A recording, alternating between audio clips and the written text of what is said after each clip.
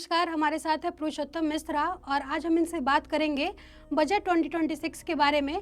तो पुरुषोत्तम जी, आपका स्वागत है। तो आप हमें ये बताइए कि जो बजट 2026 आया है, इससे आम जनता को क्या फ़ायदा होगा और क्या नुकसान होगा, इसके बारे में। हाँ, बहुत बहुत धन्यवाद प्रेरणा। देखो, हर साल जो बजट आते हैं, बजट में आम लोगों के हित का हमेशा ख्याल रखा जाता है। इस बार भी जो बजट आया है, जिस पर काफ़ी तरह का जो है प्रतिक्रिया सामने आया है, लेकिन बजट में जो खास चीज़ें हैं जो मेरे नज़र से सामने में आती हैं, वो चीज़ें हैं जैसे कैंसर से जुड़ी हुई जो दवाएं हैं, उस पर जो कस्टम ड्यूटीज लगते हैं उसको हटा दिया गया है। इससे फ़ायदा ये होगा कि अभी हाल के दिनों में कैंसर के पेशेंट जो हैं सबसे ज़्यादा सामने आ रहे हैं।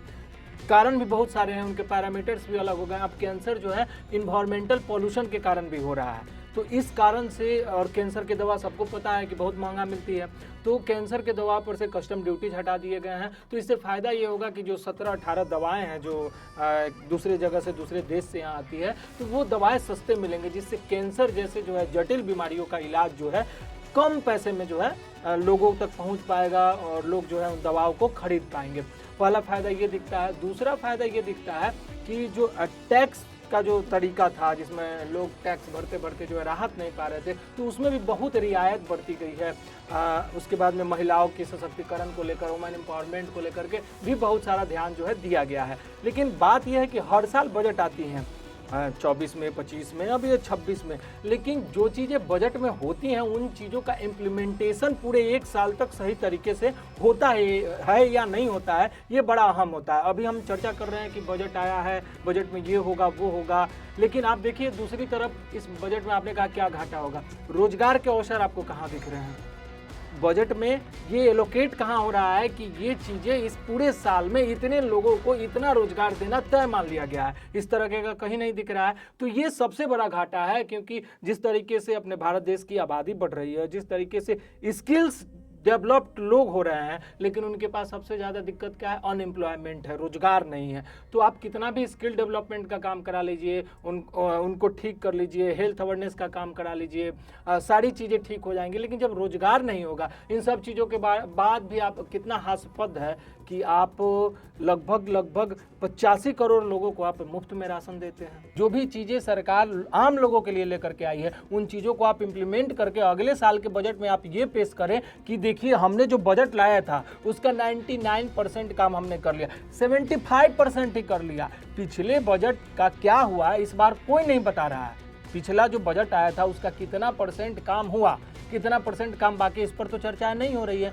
तो हर साल बजट आएंगी, लोगों के हित में बजट आएंगी, विपक्ष की प्रतिक्रिया भी आएंगी, लेकिन उनका इम्प्लीमेंटेशन सही से होता है या नहीं होता है, ये बड़ा दिलचस्प है। फिर ये जो आया है कंटेंट क्रिएशन को लेके, आप देखते होंगे आजकल ज़्यादा यूथ कंटेंट क्रिएट कर रहे हैं। तो हम देखते हैं कि 25 लाख यूथ जो है वो कंटेंट बना रहे हैं, लेकिन कमा नहीं पाते हैं। आपको कमा 1-2 लाख ही रहे हैं। तो इस पे जो निर्मला सीतारमण जी है, उन्होंने आदेश दिया है, ये निर्देश दिया है कि 1500 स्कूल्स में कंटेंट क्रिएटर लैब बनाए जाएंगे और 500 कॉलेज में भी। तो इस पे आपका क्या कहना है? क्या कंटेंट क्रिएटर को इसमें जॉब मिल पाएगी? जो ये बड़ा ये जो गंभीर मसला है कि कंटेंट क्रिएटर बनाने के लिए आपको लैब दिए जाएंगे। पहले सरकार को यह समुचित व्यवस्था करनी चाहिए कि जितने भी सरकारी स्कूल हैं, कॉलेजेज हैं, उसके लैब चल रहे हैं या नहीं चल रहे हैं, बायोटेक के लैब चल रहे हैं कि नहीं चल रहे हैं, फिजिक्स के लैब चल रहे हैं कि नहीं चल रहे हैं, केमिस्ट्री के लैब चल रहे हैं कि नहीं चल रहे हैं। इन चीज़ों को सरकार न माप रही है, न इन चीज़ों पर ध्यान दे रही है। अब बात आती है कंटेंट क्रिएटर की। अच्छी बात है, आप देख लीजिए प्रधानमंत्री मोदी भी बिहार आए थे तो कंटेंट क्रिएटर को लेकर अच्छा भाषण दिए थे कि बहुत अच्छा बिहार के लोग जो है कंटेंट बनाते हैं।